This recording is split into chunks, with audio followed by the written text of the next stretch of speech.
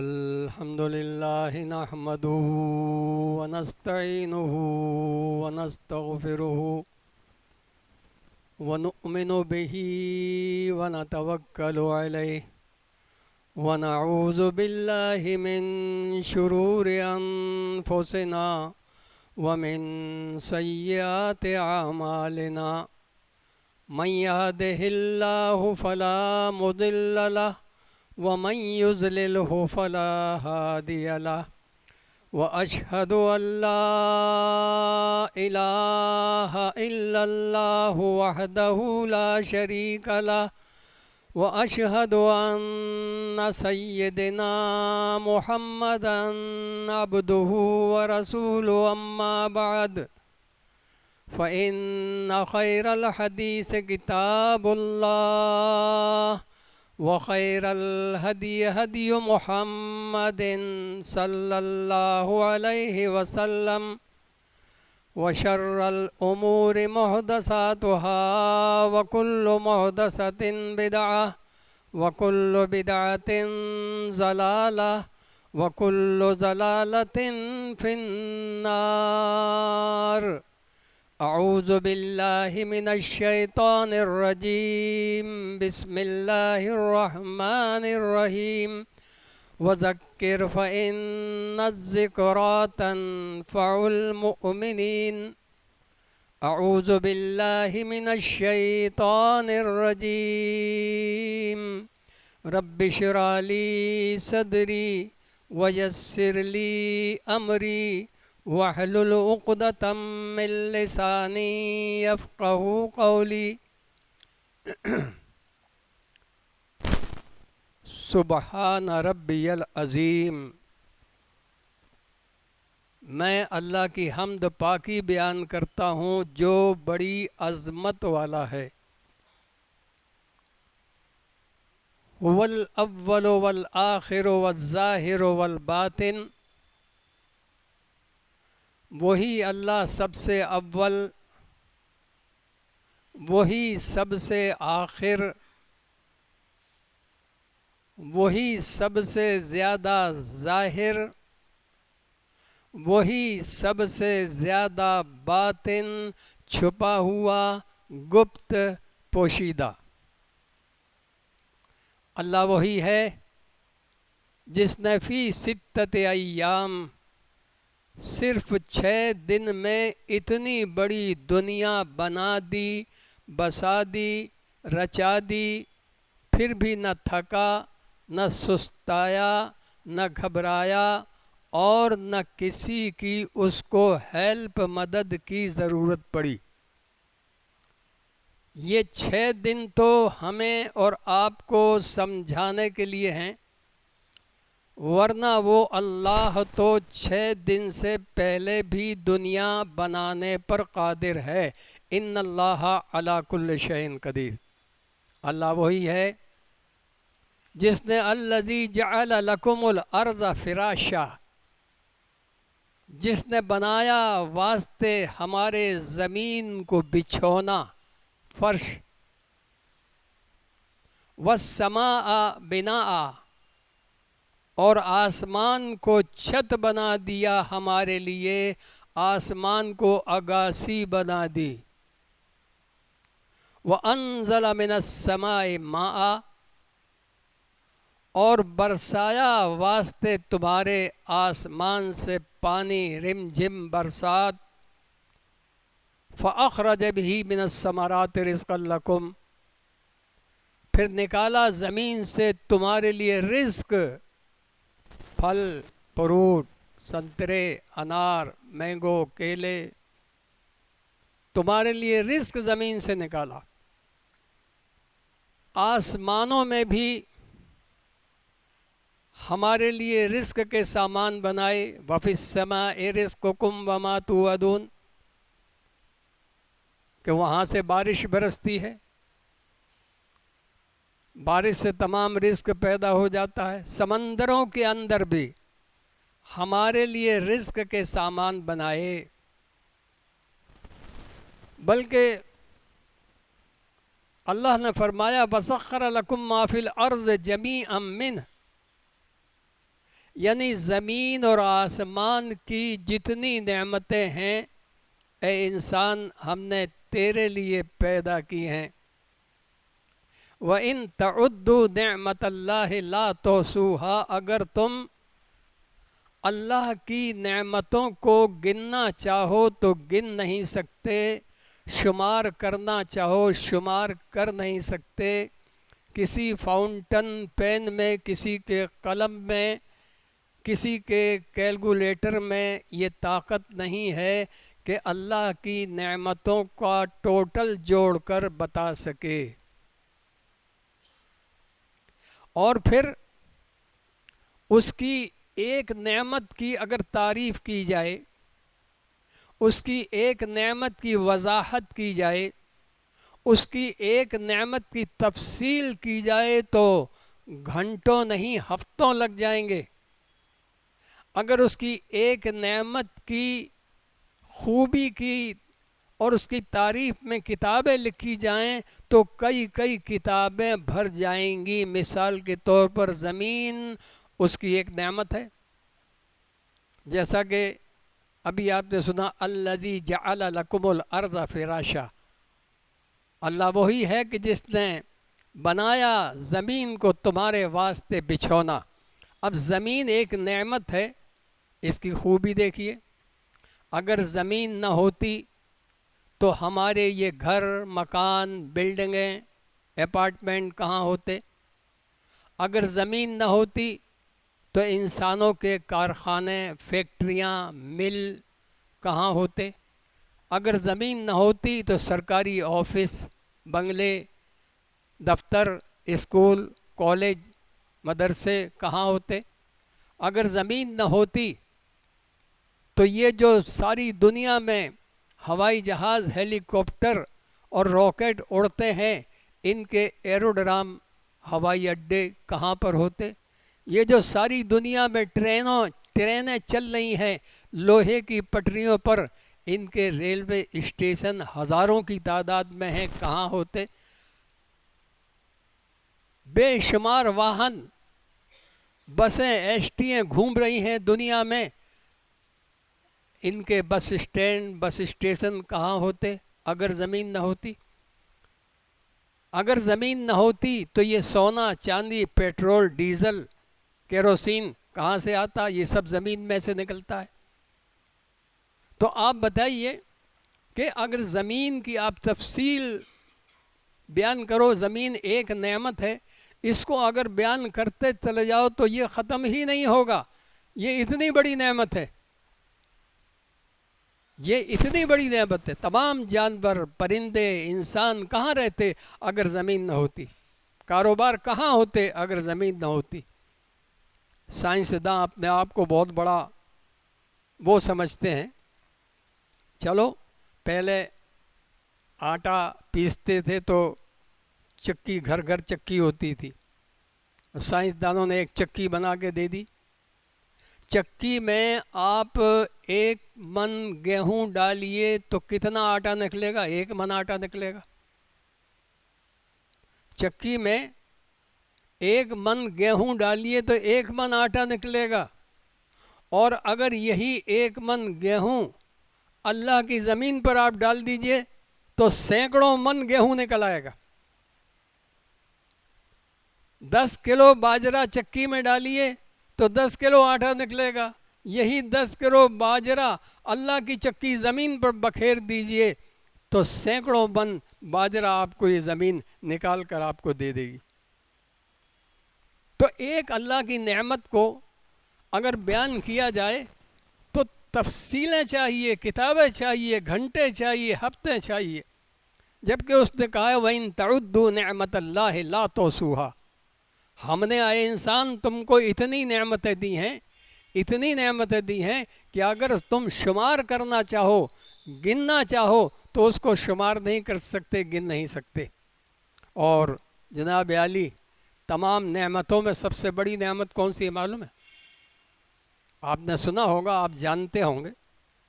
میں آج آپ کو بتا دوں کہ وَإِن تَعُدُّوا نِعْمَتَ اللَّهِ لَا تُحْصُوهَا. ہم نے تم کو اتنی نعمتیں دی ہیں کہ اگر تم ان نعمتوں کو گننا چاہو تو گن نہیں سکتے، لیکن ان تمام نعمتوں میں سب سے بڑی نعمت کون سی ہے؟ عورت۔ عورت سے بڑی کوئی نعمت نہیں۔ حدیث میں آتا ہے الدنیا متاع وخیر متاعها المرأة الصالحہ، یعنی دنیا کی تمام نعمتیں فائدہ اٹھانے کی چیز ہیں، اور ان تمام دنیا کی نعمتوں میں سب سے بہترین نعمت نیک عورت ہے، نیک بیوی ہے، نیک لڑکی ہے۔ آپ حضرت ابراہیم علیہ السلام کو، پیغمبروں کو دیکھیے۔ حضرت ابراہیم علیہ السلام ار کے مقام میں پیدا ہوئے، جہاں وہ پیدا ہوئے اس کا نام تھا ار، الف ریپس ار، اور وہاں نمرود بہت بڑا بادشاہ تھا، اور ان کے والد اس بادشاہت کے بہت بڑے عہدے دار تھے، اور ان کے والد کا آؤٹ سائڈ بزنس تھا بتوں کا۔ وکانہ آذر یبیع الاصنام، آذر بتوں کو بیچتے تھے، ان کی فیکٹری میں بت بنتے تھے۔ حضرت ابراہیم علیہ السلام کو جب اللہ کی طرف سے حکم ملا تو سب سے پہلے انہوں نے تبلیغ اپنے گھر سے شروع کی، کیونکہ ان کے باپ بت بناتے تھے، بت کی پوجا بھی کرتے تھے، پوری قوم اسی میں لت پت تھی۔ تو حضرت ابراہیم کو جب اللہ کی طرف سے حکم ملا تو سب سے پہلی تبلیغ انہوں نے اپنے گھر سے شروع کی۔ حضرت صلی اللہ علیہ وسلم کو جب حکم ملا تو سب سے پہلی تبلیغ انہوں نے اپنے خاندان، اپنے رشتہ داروں کو پہاڑ پر بلا کر وہاں سے شروعات کی۔ تو حضرت ابراہیم نے اپنے والد سے کہا بڑے پیار سے، یا ابت لم تعبد ما لا یسمع ولا یبصر ولا یغنی عنک شیئا، ابا جان آپ ایسی چیزوں کی عبادت کیوں کرتے ہیں جو نہ سنتی ہیں، نہ دیکھتی ہیں، نہ آپ کا کوئی کام ہی بنا سکتی ہیں؟ یا ابتی انی قد جاءنی، میرے پاس، یا ابت اے اللہ، اے ابا جان، میرے پاس ایک ایسا علم آیا ہے معلوم یاتک جو آپ کے پاس نہیں آیا، فاتبعنی اہدک صراطا سویا، اس لیے ابا جان آپ میرے پیچھے پیچھے چلیے، میں آپ کو سیدھا راستہ بتاؤں گا، توحید کا راستہ بتاؤں گا، کیونکہ میرے پاس علم وحی آیا ہے، میرے پاس علم وحی آیا ہے، علم پیغمبری آیا ہے، میں آپ معلوم یاتک جو آپ کے پاس نہیں آیا۔ اس طرح کی اور بھی بہت سی کچھ بڑے ادب کے ساتھ ابراہیم علیہ السلام نے اپنے والد کو توحید کی دعوت پیش کی، بجائے اس کے کہ باپ مانتے۔ باپ نے جواب دیا، قال راغب انت عن آلہتی یا ابراہیم لئن لم تنتہ لأرجمنک وہجرنی ملیا، اے ابراہیم کیا تو ہمارے معبودوں سے پھر گیا ہے؟ کیا تو ہمارے معبودوں کی روگردانی کرتا ہے، بے عزتی کرتا ہے؟ اے ابراہیم اگر تو باز نہ آیا، لئن لم تنتہ لأرجمنک، تو میں تجھے رجم کر دوں گا، لأرجمنک یعنی پتھروں سے مار مار کر تجھے کچل دوں گا، دور ہو جا میری نظر سے، چلا جا یہاں سے، ہٹ جا میرے پاس سے۔ ابراہیم علیہ السلام نے سوچا والد صاحب کا پارا بڑا گرم ہے، اب آگے بولنا ٹھیک نہیں، بڑے ادب سے کہنے لگے، قال سلام علیک، لو ابا جان میں چلتا ہوں، آخری سلام لے لو، ساستغفر لک ربی، میں اپنے پروردگار سے آپ کے لیے مغفرت کی دعا مانگوں گا۔ باپ غیر مسلم ہے، بیٹے کا ادب دیکھیے کہ آخری سلام لے لو، میں نے آپ کو چھوڑا، آپ کے گھر کو چھوڑا، خاندان کو چھوڑا، بتوں کو چھوڑا، اور ساستغفر لک ربی، میں اپنے پروردگار سے آپ کے لیے مغفرت کی دعا کروں گا کیونکہ میرا رب مجھ پر بڑا مہربان ہے۔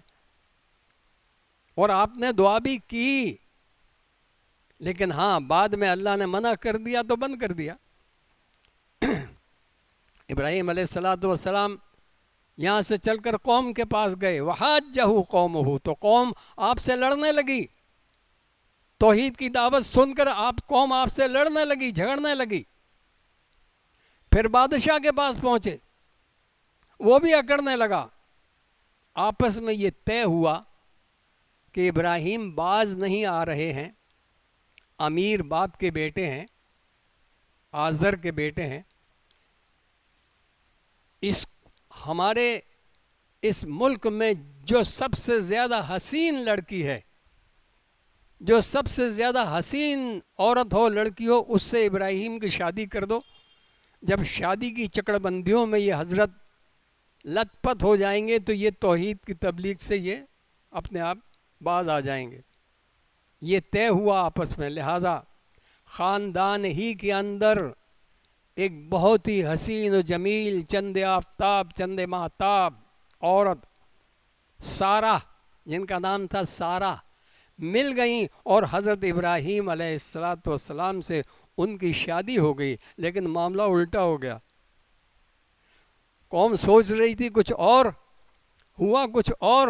حضرت سارہ نے ابراہیم کو، ان کی عادت کو، ان کے طور طریقے کو، ان کی تبلیغ کو دیکھا تو وہ ایمان لے آئیں اللہ پر، اور ان کو اپنا نبی مانا، اور ان کے مشن میں ان کا ساتھ دینے لگیں۔ الٹا ہو گیا، اور اتنا ساتھ، اب ایک مبلغ تھا، اب دو مبلغ ہو گئے، ایک ابراہیم، ایک ان کی بیوی سارہ۔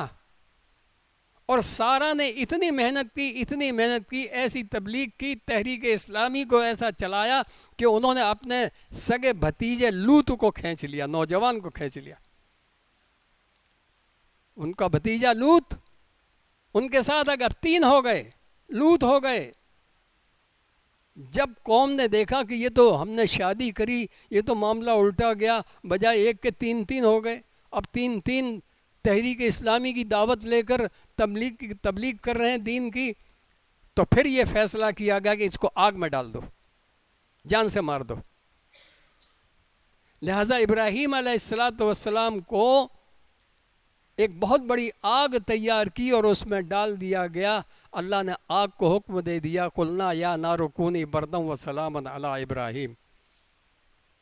لہٰذا کچھ ٹائم کے بعد زندہ سلامت آگ سے نکل آتے ہیں، لیکن اتنا بڑا معجزہ دیکھ کر قوم ایمان نہیں لاتی، قسمت میں نہیں تھا۔ اللہ نے حکم دے دیا کہ ابراہیم اب تم تینوں یہاں سے ہجرت کر جاؤ۔ لہٰذا وہ ہجرت کر کے وہاں سے نکل جاتے ہیں، اس ملک سے۔ اللہ کا حکم آیا ہجرت کرنے کا، یہ اسلام کی پہلی ہجرت۔ اور ادھر ادھر تبلیغ کرتے کراتے مصر پہنچ جاتے ہیں۔ مصر کا بادشاہ بڑا ظالم عیاش تھا، اس کو پتہ لگا کہ یہاں 3 لوگ آئے ہیں، ابراہیم آئے ہیں، ان کے ساتھ ان کی بیوی بڑی خوبصورت حسین ہے، لہٰذا ابراہیم کو الگ کر دیا جاتا ہے اور حضرت سارہ محل میں پہنچا دی جاتی ہیں۔ جب وہ ظالم بادشاہ سارہ کے پاس آتا ہے غلط نیت سے اور کوشش کرتا ہے، لیکن ان کی معصومیت، ان کی سچائی، ان کی ایمانداری، ان کا دین، ان کی پرہیزگاری، ان کا تقوی، یہ سب دیکھ کر اس کے بدن میں کپ کپی طاری ہو جاتی ہے۔ کئی بار کوشش کرنے کے بعد ناکام ہو جاتا ہے، آخر جھک پڑتا ہے اس عورت کے آگے اور کہتا ہے کہ تو واقعی کوئی دیوی ہے، تو واقعی کوئی اللہ کی طرف سے کوئی بہت ہی اونچی ہستی ہے، اور اپنے محل سے ایک لڑکی اس کی خدمت کرنے کے لیے دے دیتا ہے۔ سارہ سے کہتا ہے جاؤ اور اس لڑکی کو لے جاؤ اور اس کو اپنے ہی جیسا ایماندار اچھا بنا دینا۔ حضرت سارہ اس لڑکی کو لے کر آتی ہیں، اس کا نام تھا ہاجرہ، اور ابراہیم کے پاس آتی ہیں اور بڑی خوش ہوتی ہیں کیا حضرت سارہ نے حاجرہ کو لونڈی بنا کے رکھا؟ حضرت سارہ یہ محسوس کر رہی تھی کہ میرے شوہر ابراہیم نے کئی بار اولاد کی خواہش کی ہے، رب حبلی من الصالحین، اے رب نیک صالح اولاد عطا فرما۔ حضرت سارہ نے سوچا میرے وہاں ابھی تک اولاد نہیں ہے، لہذا حضرت حاجرہ سے ابراہیم علیہ السلام کا نکاح ہو جاتا ہے اور حضرت اسماعیل ایک چھوٹا سا خوبصورت بچہ پیدا ہوتا ہے۔ پھر اللہ کا حکم آتا ہے، کیونکہ وہ کون سا دنیا میں ایسا انسان گزرا ہے جس سے قدم قدم پر امتحان طلب کیا گیا ہو اور جو ہر طرح کا امتحان دینے کے لیے تیار ہو گیا ہو۔ وہ کون سا دنیا میں ایسا انسان گزرا ہے جس کی پوری زندگی آزمائشوں اور امتحانوں میں گزر گئی ہو۔ اگر ایسا کوئی انسان دنیا میں گزرا ہے تو وہ تمام انبیاء کے باپ بلکہ حضرت صلی اللہ علیہ وسلم کے بھی باپ حضرت ابراہیم علیہ السلام کی ہستی ہے۔ حکم ہوتا ہے کہ اے ابراہیم، حاجرہ کو اور اپنے بچے، دودھ پیتے بچے اسماعیل کو ہمارے حکم سے بیابان جنگل میں چھوڑ کر واپس چلے آؤ۔ حاجرہ نے پوچھا کہ کیا رب کا یہی حکم ہے؟ کہا ہاں۔ تو کہ پھر جاؤ، اللہ ہم کو ضائع نہیں کرے گا۔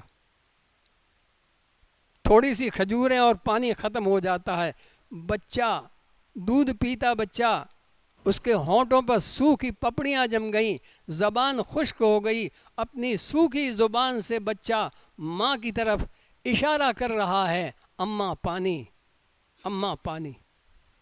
ماں بچے کو لٹال کر صفا مروہ کی پہاڑی پہ دوڑتی ہے، کوئی قافلہ مل جائے، کوئی آدمی مل جائیں، میں ان سے تھوڑا پانی مانگ لوں، اپنے بچے کے منہ میں ڈال دوں، لیکن کوئی قافلہ نظر نہیں آتا۔ پھر دوڑ کے آتی ہے اور روتے ہوئے بچے کو اپنے سینے سے لگا لیتی ہے، کلیجے کو لگا لیتی ہے، اور پھر لٹاتی ہے، اور پھر مروہ جاتی ہے، پھر صفا جاتی ہے۔ اس طرح حضرت حاجرہ نے 7 چکر لگائے۔ 7ویں چکر پہ جب آتی ہیں تو کیا دیکھتی ہیں؟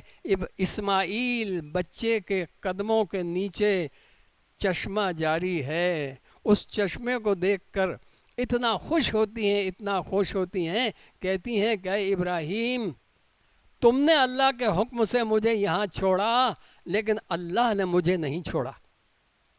تم نے اللہ کے حکم سے مجھے یہاں چھوڑا، لیکن اللہ نے مجھے نہیں چھوڑا۔ پھر کیا ہوتا ہے؟ ایک قافلہ آتا ہے، ایک قافلہ آتا ہے بنی جرہم، اس کے پاس پانی نہیں تھا، لہٰذا وہ یہاں بس جاتا ہے، ایک گاؤں کی شکل ہو جاتی ہے، دھیمے دھیمے قصبہ بن جاتا ہے۔ پھر حضرت ابراہیم علیہ السلام آتے ہیں، قربانی، بچے کی قربانی کا حکم آتا ہے، آپ بچے کو ذبح کرتے ہیں، لیکن اللہ کو قربانی منظور نہیں تھی لڑکے کی۔ ایک دمبا، ایک بھیڑ، ایک بکرا آ جاتا ہے، جس کی یادگار مکے میں بھی منائی جاتی دوران حج، اور ہم بھی اس کی یادگار کو ہر سال مناتے ہیں۔ اس کے بعد باپ اور بیٹا مل کر کعبۃ اللہ کو تعمیر کرتے ہیں۔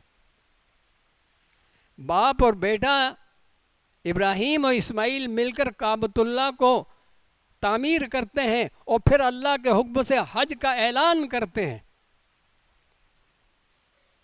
آج اللہ نے قرآن نے فرما دیا وَلِلَّهِ عَلَى النَّاسِ حِجُّ الْبَيْتِ مَنِ اسْتَطَاعَ إِلَيْهِ سَبِيلًا۔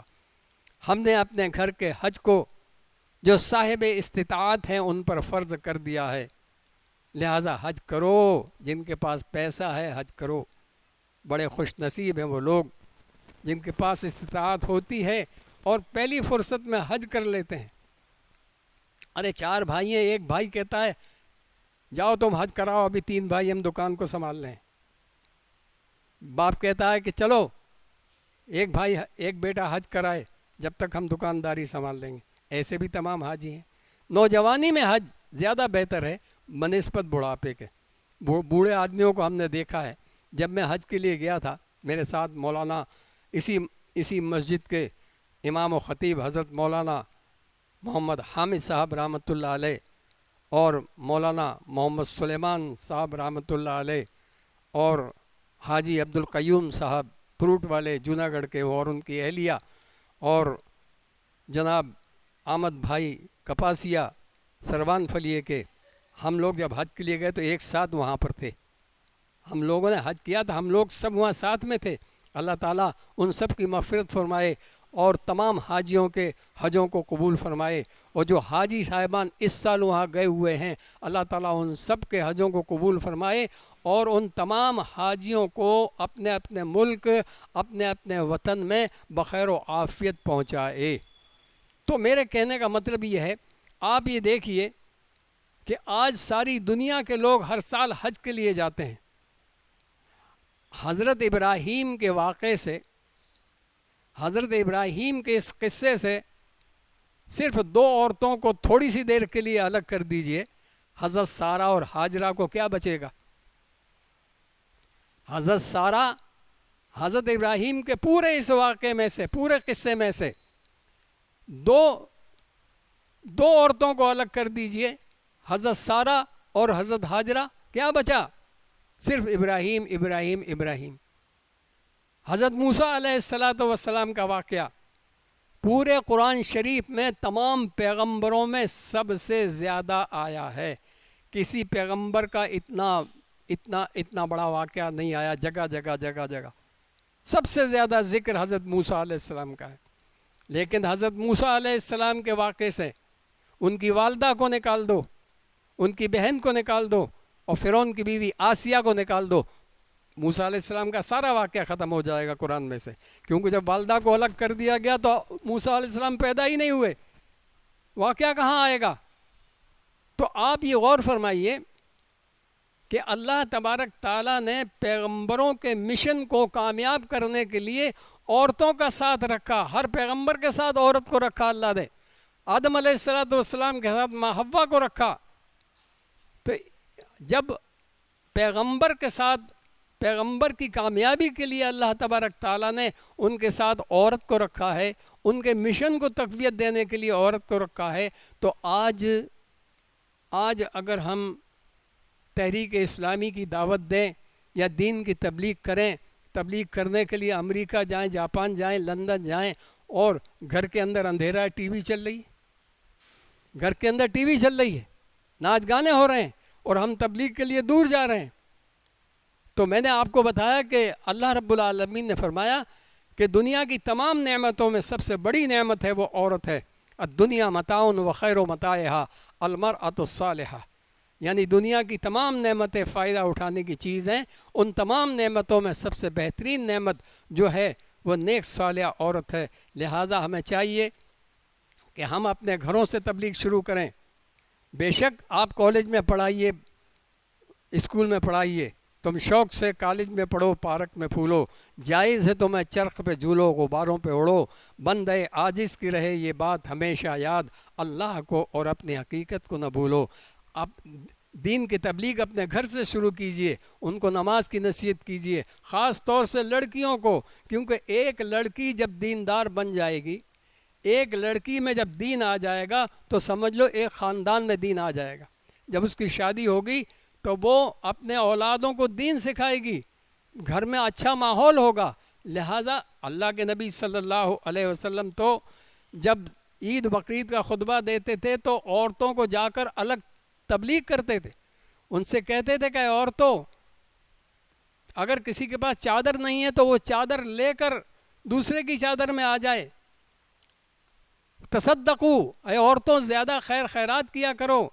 لہٰذا اس زمانے میں حضرت بلال اپنی جھولی پھیلا دیتے تھے عیدگاہ میں، اور عورتیں اس میں اپنے زیور، اپنے چھلے وغیرہ ڈالتی تھیں. ایک غریب عورت تھی، اس کے گلے میں لونگ کا ہار تھا، اس نے لونگ کا ہار بنا رکھا تھا، اس بیچاری نے وہ ہار حضرت بلال کی جھولی میں ڈال دیا. تو کہنے کا مطلب یہ ہے کہ دنیا کی تمام نعمتیں ہمارے لیے ہیں، ان تمام نعمتوں میں عورت سب سے بڑی نعمت ہے. عورت کی دیکھ ریکھ کیجئے، لڑکیوں کی اچھی پرورش کیجئے، ان کو اچھی تعلیم دیجئے، دنیا کے ساتھ ساتھ دین کی تعلیم دیجئے تاکہ آخرت میں وہ کامیاب ہو جائیں۔ اسی لیے اللہ تبارک تعالیٰ نے فرمایا قُوْ أَنفُسَكُمْ وَأَهْلِيكُمْ نَارًا، اے لوگو اپنے آپ کو بھی جہنم سے بچاؤ اور اپنے اہل و عیال کو بھی جہنم کی آگ سے بچاؤ۔ جہنم کی آگ سے ہم جبھی بچائیں گے جب گھر کے اندر دینی ماحول قائم کریں گے۔ اللہ سے دعا ہے کہ وہ ہم سب کو دین سمجھنے کی توفیق عطا فرمائے، دین کی صحیح تبلیغ کرنے کی توفیق عطا فرمائے۔ پروردگار ہمارے گناہوں کو معاف کر دے، پروردگار ہم سب کی اصلاح فرمائے، پروردگار ہم سب کو نیک نمازی بنا دے، مسجدوں کا آباد کرنے والا بنا دے، اللہ کی راہ میں خرچ کرنے والا بنا دے، مسجدوں پر خرچ کرنے والا بنا دے۔ الحمدللہ اتنی بڑی مسجد بن گئی ہے، اتنی بڑی مسجد اللہ نے بنوا دی ہے، تو ہو سکتا ہے آگے چل کر اس میں دین کا کام بھی بڑا ہو سکتا ہے دوسری تیسری منزل میں دین کے کام مدرسے شعبہ حفظ قائم ہو جائیں۔ اللہ سے دعا ہے کہ وہ ہم سب کو دیندار بنا دے۔ وآخر دعوانا